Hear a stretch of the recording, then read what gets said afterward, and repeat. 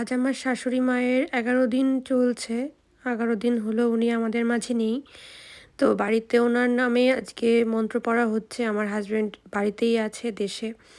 তো ওনারা সবাই সমস্ত কিছু রিচুয়াল পালন করছে আর আমাদেরকে বলেছে যতটুকু আমরা পারি ততটুকু নিয়েই যেন কাজটা সম্পন্ন করি। তো আমরা নিজেদের মতো করে এই শুধু মন্ত্র পড়া, যেহেতু আজকে কোনো প্রসাদ দেওয়ার নেই, ওনারা ঠাকুরমশাই দেশে ভিডিও কলে আমাদেরকে বলে দিচ্ছিল। আর দাদা, বড় দাদা, মেজদা, আমার হাজব্যান্ড সবাই ওখানে এই সমস্ত কিছু করছে। আমাদের নামেও মায়ের কাছে পিণ্ডদান করেছে।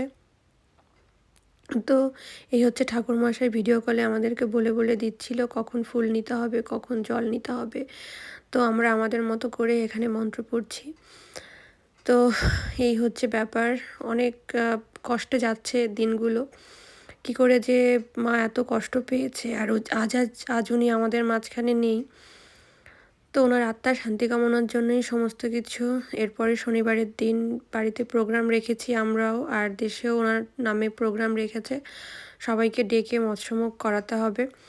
তাছাড়া তো আমরা আর মাছ খাওয়া হবে না। আমরা এতদিন নিরামিষ খাচ্ছি, সিদ্ধ ভাত খাচ্ছিলাম, তোমরা যারা জানো। এই সময় এসবই করতে হয়। তো তেমন কিছুই না, আমরা 3 জনে শুধু মায়ের সামনে বসেছিলাম ফুল নিয়ে আর প্রদীপ জ্বালিয়ে, ধূপকাঠি জ্বালিয়ে মায়ের নাম করছিলাম। তো এই হচ্ছে আমাদের মন্ত্র পড়া। আর এই ছোটো বেবির জিনিসপত্র রেখেছি, কারণ বেবিদের কোনো অচ্ছুত হয় না, ওর জন্যই বাবুর চেয়ার রেখেছি আর বাবুর একটা তাওয়াল রেখেছি। এই হচ্ছে ছোটো দাদা আর আমার ছোটো দিদি। তো ওরাও ভিডিও করে রাখছিল, ছবি করে রাখছিল। তো দেখা হবে শনিবার তোমাদের সঙ্গে অন্য একটা ভিডিও নিয়ে। ভালো থেকো সবাই।